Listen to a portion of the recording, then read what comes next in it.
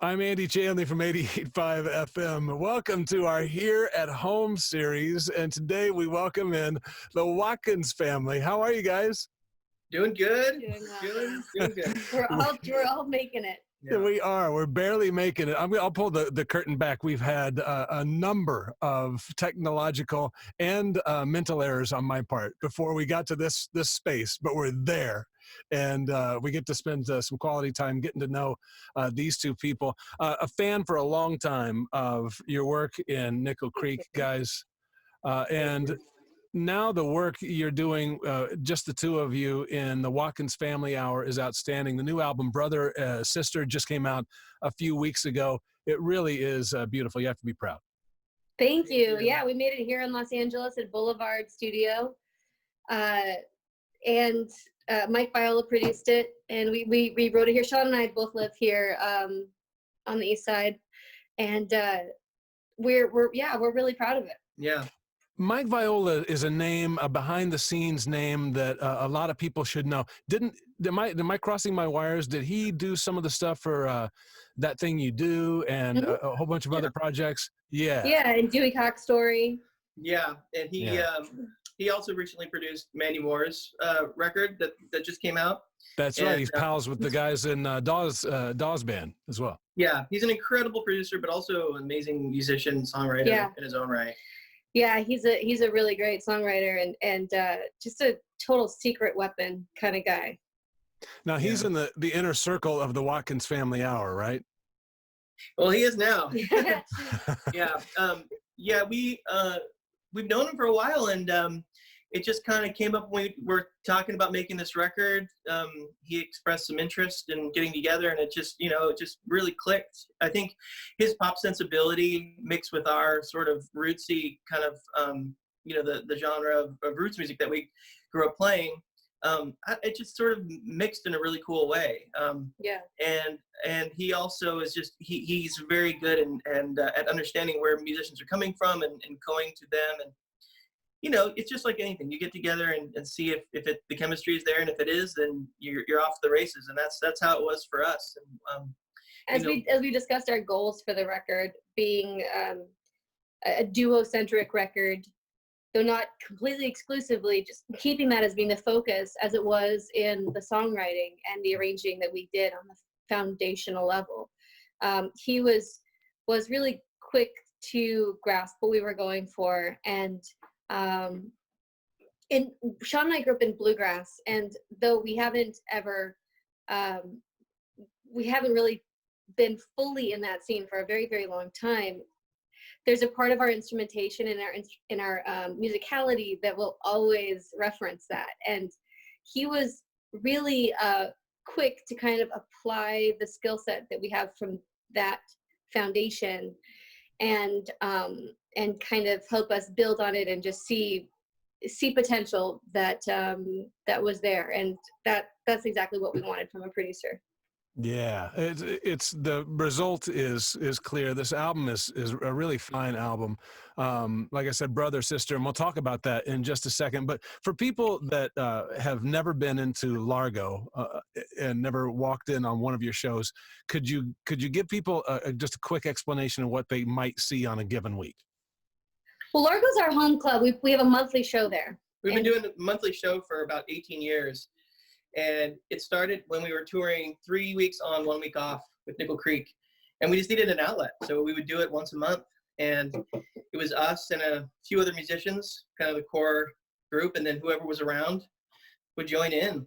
Yeah, it was in the early days at the old Largo, there were a lot of last minute rehearsals taking place in the kitchen right before going on. I remember like bassist Mike Viola would show up and not really know any, like, we didn't really even know what songs we were doing at that time. It was very unorganized. And we would just try and play songs that would be easy for people to sit in on. And there was an incredible list of like top shelf players. There was a whole scene happening there, comedy and music, and we sort of just hijacked it in our little way.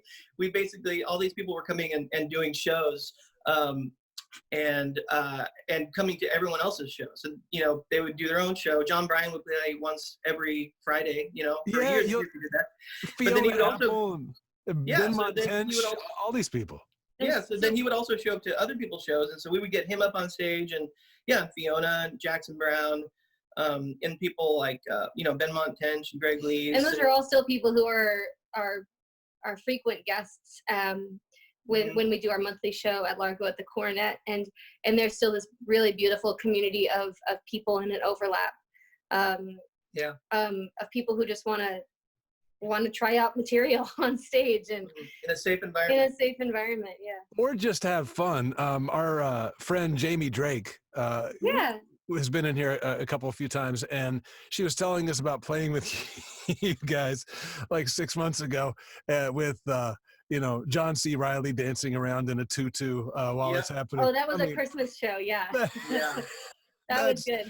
It's pretty fantastic.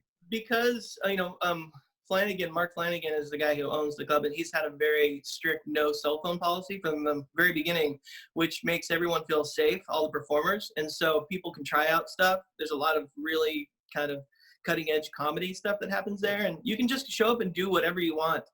And we recently, when we were making this record, actually, we invited our friend Dan Wilson, who also lives in the Valley, an incredible songwriter and co-writer, friend of ours, and he came down. We invited him down to give us some feedback on some of our songs that we were writing for the album, and so he sat down on stage. We played the song. We made him sit in a chair. Like, Just Another Reason, I think, for him, and he sat in a chair and listened to us play it.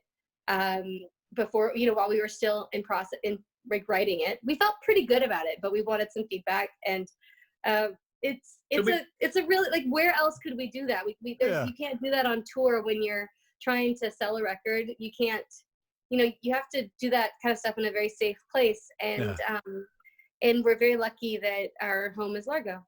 Yeah, everybody seems to have this yes and, you know, attitude towards it. And Dan Wilson, who's, you know, been in here for sessions at 88.5 FM. And for people that don't know, he, you know, Semisonic, Dixie Chicks, so many people he's written songs with. To have people like that who are just, people who are just game to have fun on any given night. It's, you know, what it reminds me of is, and you guys aren't really old enough to remember it, but like the old Johnny Cash show, you know, this variety show where anything can happen and everybody's just there to have fun. Yeah, you know, and you can see clips of those shows on YouTube, and there were so many shows back in the day, this 30-minute shows, and it seems like, you know, like in country, I know there were 2 hours of country music television for a period of time that had the same sponsor, and people had a 30-minute musical variety show for a couple of years, and there you can tell so much just the honest interaction is evident on the film, and it's just, there's so much life in that, and I love watching those old clips. Yeah, and love for it, and love for the craft, whatever the craft might be. Turning to this album, Brother Sister, like I said, it's just lovely. Sean, I was listening to the song Lafayette yesterday, and I know, I'm pretty sure it's Louisiana because I figured out the miles. But you know, I went to Purdue in Lafayette, Indiana, and it just struck me how easy it is for because the song is so raw and simple and pared down, for someone to put their own set of specifics onto the generals that you laid out in the song. Yeah, I mean, I wrote that for a character in a movie that a friend of mine wrote, and so it's something I never would have written on my own. You know, and the town Lafayette doesn't really mean anything to me, but it seems really nice, and it worked out really well for the movie. The character was from Lafayette and needed to get back there, so and that was one that was written a while back. Excuse me, but we sort of repurposed it. Sarah and I did for this record. And we rewrote the words too, right? Yeah. Like there was no second verse. Yeah. Was the first verse changed at all? The first verse is basically the same. Second verse totally rewritten, and then we added a bridge to it. But yeah, it's a song. You know, sometimes there's songs on records that Why are you standing like that? Because my knees were hurting. Very strange. We can like stand up together. We can like do it like this. I feel like it's very strange. Sorry. But yeah, you know, when you're making a record, you sometimes have to sort of dig back into the vault and see, like, there's a lot of records, songs that aren't right for one project, but for another project are perfect. And this one just wasn't right for a couple solo records that I made, but ended up being really nice for this one. It's funny too, because when you write a song, a lot of times, you know, you're thinking something very specific, and after, you know, maybe, you know, it could be very quickly that can change, especially when there are big world events, you know, which your original intent for a song can change quite quickly. And so even like, yeah, Sean has that history with the song, but I don't. And so for me, I have a completely different identity with that song. And for me, like, in the second verse, we were trying to figure out who this person was, and what they were. And we took a little break at some point, like a little 10-minute break, and then we came back with the same impression that this person was someone who came to Los Angeles and struggled. Yeah. And like, maybe it's a failed actor, maybe it's not, and just the idea of that pursuit for something that you're not quite sure is going to pay off for you, and always kind of keeping touch with something else that might end up being your home eventually. Yeah. And just that kind of sentiment. And I'm a big fan of specific references within songs that maybe you might not understand down the line, you know, but at the time mean a lot. And in that second verse, it says, LA's fine when it's not burning down. And it's when those crazy fires were happening around. So that would have been, gosh, last fall or like September. Yeah. Yeah. There was a terrible fires. And yeah, so, you know, we tried to kind of include stuff that was happening at the time. And the thing is, like, it's not even like, we try to include it, but like it's not even hard to include it. It didn't take a lot of effort, you know. You're just like writing with what you have at the moment. Yeah. Right. Yeah, you know, certainly when you live in Los Angeles, you're aware of all the different types of people that end up here and that show up here for various reasons, you know. And the general reason is to do something within the entertainment industry. And, you know, there's a lot of sympathy for you know, it's a really tough place to do this kind of thing. Yeah, most people don't end up succeeding, at least in this town. Other songs on this album, I love the choices like "Accidentally Like a Martyr," the Warren Zevon song. Did you guys know him? Did you get a chance? No. It actually took me to the chorus to realize what song it was. It was such a unique take on it. I thought that was lovely as well. Thank you. That's one that we wouldn't have worked up and learned had Jackson Browne not suggested we learn it. He does these yearly Warren Zevon tribute shows at Largo, and he suggested, right? No, he didn't suggest it. Oh. No, he asked us, he has suggested other ones for us to learn, but this was, I think, the second tribute that he did. And I was on tour, and my friend Sarah Jarose was just talking about, she's like, oh yeah, Warren Zevon, I love that song, Accidentally Like a Martyr. Oh. And I hadn't listened to it in a very long time. I checked it out, and I was like, that is a really good song. Yeah, he was working on another level. Mm-hmm. You guys, talking about your origins, as you brought up earlier, you were born in the bluegrass hotbed of Vista, California. Yeah. Tell me how you navigated past the punk and the metal and the surf rock and all that. Here's the thing: there is all that stuff, but there was a really great scene there for a long time. In the 70s, there was this band called Pendleton Pickers, which was John Moore and Stuart Duncan, Allison Brown, who, if you're in bluegrass, you know many of those names. And these were people who were incredibly great players and who are still legends. And, you know, they were from our hometown, Vista, or nearby, La Jolla, Oceanside. And so there was also, you know, a group of fans, people who wanted to go to see festivals. There were some local festivals at the time, and it was a relatively rich bluegrass scene as far as anything California. Yeah, and it was a weekly show, which I think informed, us doing these monthly shows at Largo. Bluegrass, It was et cetera. Bluegrass, etc. was the band that was it was our teacher's band, and they played once every Saturday night at a pizza place.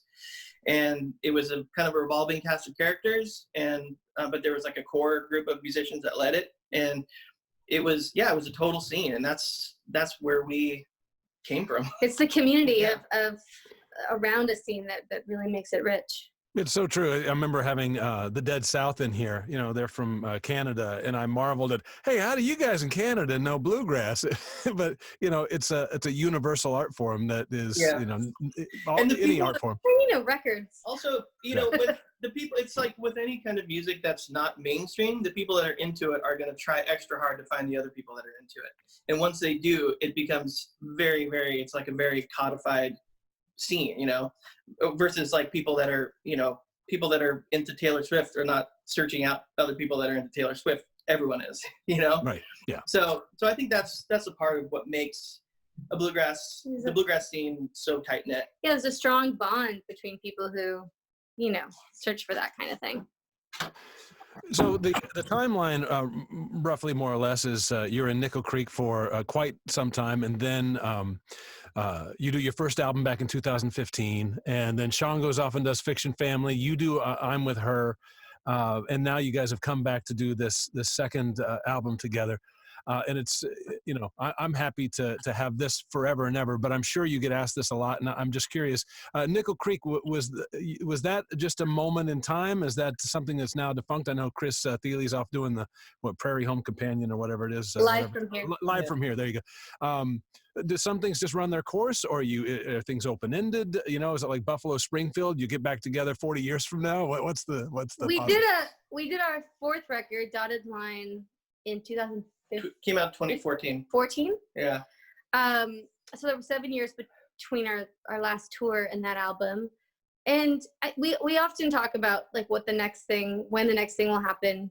We played, we played a few shows last year. We played at Carnegie Hall and a couple shows, and we're totally still a band, and we will do stuff whenever we can. We had stuff on the books for later this year. It's probably not going to happen because of the virus, but yeah, we're definitely still a band and love playing together whenever we can. I think we all feel like we're all going to be, Sean, Chris, and I all will be in our band until we die. Like it feels like there's no reason to break up. It's just a matter of it doesn't necessarily encapsulate everything we want to do musically, and so we're really lucky to all be in the place where we can explore other outlets, and we can satisfy our individual musicianship in different collaborations. Yeah. And I think it's the healthiest way that a band can be. Yeah, very much.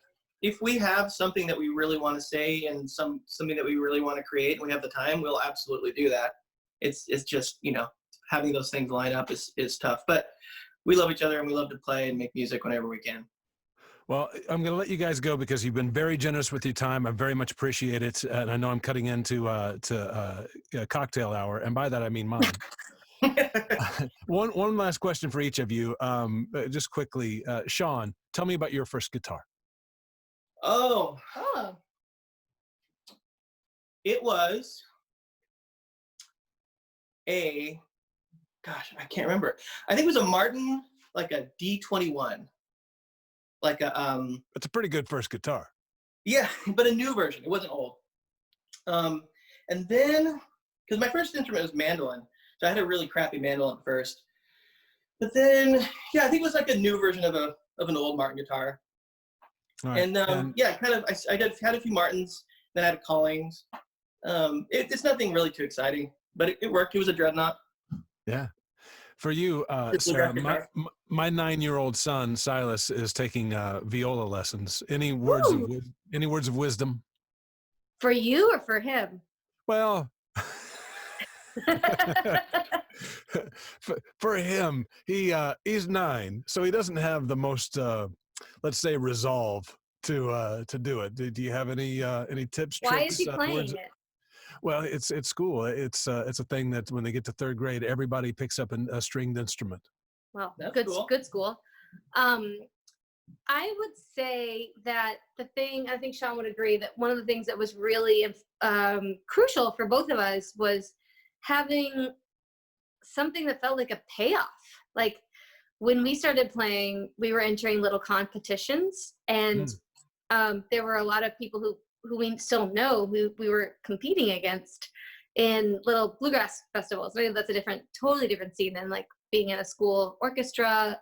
But it was nice to have outlets, and it was nice to think like, okay, Gabe Witcher kicked my butt at Follows Camp this year as a 9-year-old, but being like, damn it, I'm gonna get him next time, and just like practicing and learning songs and like learning solos off records, and then meeting back up next year and competing again and just seeing where everybody was. I think that if there's a way for kids to be in a community of players where they get to have their own world, and it's not just like, all right, another thing I've got to like study and practice and people tell me exactly what to do and when it's right or not. It's nice to have a little bit of ownership over it. And we had to practice, like our parents made us practice 2 hours a day, whether we wanted to or not. But there was the reason that we never quit is because there was this great payoff of like, I do want to do this. I want to be a part of this thing next summer when we get together. And so I think it's a tricky balance for parents of young musicians, but it's nice when there's an opportunity to perform and do your own thing. I think that's a really good thing to keep you encouraged as a kid. All right. Well, I'm going to be a taskmaster now for the Careful. practice time. You guys, thank you so much for giving me some time today and sharing your experience with this new album with all of the listeners and viewers. The new album from the Watkins Family Hour, it's Brother Sister. It really is a fine album. It's just came out a couple weeks ago. So go and get it wherever you get records. Hey, when all this stuff blows over, you guys got to come out to the station and give us a proper performance, okay? Would Absolutely. love to. We love KCSN. Yeah, we listen all the time. We love you guys. Thank you, guys, and best wishes to you. Stay safe, okay? All right. You Bye-bye. too. Bye. Bye-bye.